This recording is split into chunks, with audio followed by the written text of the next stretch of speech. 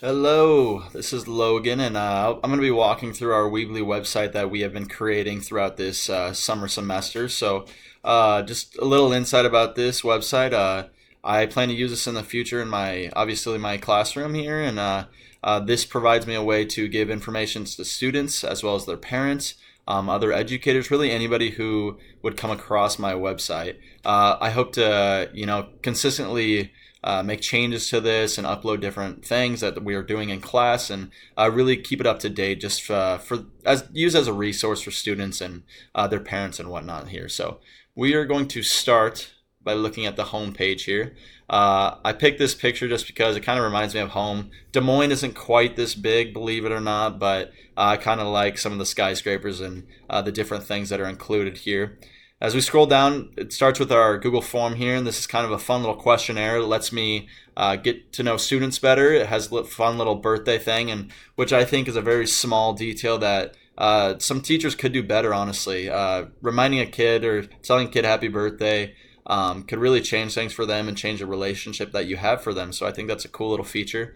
I also included a little questionnaire map, and so when students fill this out, their hometown will show up here. I actually had one of my roommates do this, and so he is from Brisbane, Australia, and so he's kind of the outlier there.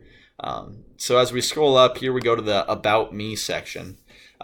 This one's fun too. I put my hometown, which is Johnston, Iowa. It's easy to tell students that this is a suburb of Des Moines. It's kind of hard for some of us visual learners to know where in the world Des Moines actually is. And so that cool little embedded Google map there that I put. So I also included a picture of when I was coaching this last summer. I coached back home in Johnston at the high school I attended, and so sports and baseball are huge for me, and it's one of a big reason why I became a teacher, which I want to portray to students and their parents to let them know who I am as a person. I had a little bit more about myself, and then a cool little leave a message question field where students or parents or really anybody can contact me regarding questions or concerns that they have. I also have a cool little slideshow showing some of my interests. Baseball obviously is a big one. There's a picture of me playing at Concordia. There's a picture of my husky Maya, who I love so much. And then also finished off with a Cubs picture there, as I'm a big Cubs fan. And at the bottom here, I put a quote that's one of my favorite that I try to live by every day is be where your feet are. It's easy to look forward to the future or look back on things that we might regret or want to change. But one thing I want to constantly remind students in my class is to be where your feet are. Be in the present. So as we scroll back up here, we're going to go to the education, the fun stuff. Here we did a digital assessment through GymKit. This is a cool little device I used, little resource that I used to answer some questions about business law. There's different multiple choice, short answer, true, false. It's a fun way to have a little study guide online type deal. Digital storytelling, I used a Prezi here to look at different 21st century skills. Let's see if it ever loads.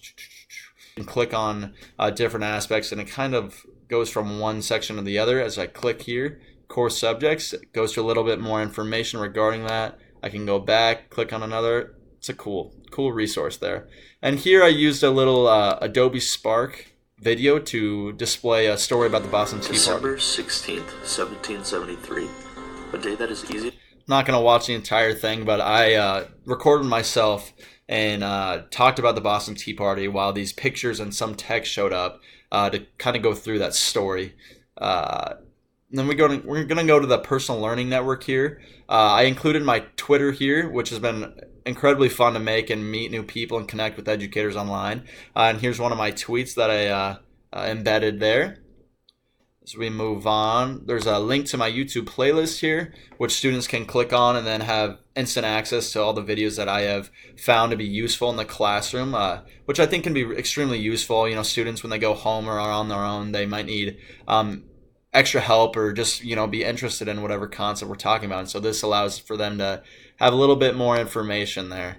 As we go to the digital repositories here, I made an Adobe Spark as well for the SAMR model. Not going to go into that completely, but just another example of how I use Adobe Spark. This is a comic I made talking about creation versus consumption. This is something that I can be used in my class to put students' comics on my own website. I think that'd be a fun opportunity for them to be able to showcase their work, really for all resources that they use, not just comics, but a cool opportunity there. And then I made a paper slide marketing plan video. And then also I used a screencast. I actually did this on my phone using LinkedIn to look at different, the different opportunities that LinkedIn provides us and how students can use it. And then lastly, as we look to the first year goals here, this was a fun little page that I included with some of my first year goals that I have set out for them. And then I also included 3 of my favorite digital tools that we use this semester. Google Classroom, I think, is an incredible online classroom setting where students and teachers can collaborate and we can constantly go back to. I can upload different assignments, links, pictures, videos. So much information can be stored there where students can have access to outside of the classroom. Stop Motion Studio. This was one of my favorite projects that we did this semester. And this was just taking a bunch of pictures. It kind of took me a while, but I enjoyed my time doing it. And I think students would really enjoy this, especially working with a group and having somebody record or take pictures and somebody moving whatever objects they are having. I think that's a really cool opportunity. And last but not least, obvious iMovie. iMovie is a great way for students to showcase their learning. They can use video, audio, picture. They can create their own music, voice, whatever, really. And so I think this is going to be used a lot in my future classroom and something that I think all teachers should really focus on using. So thank you for stopping by here.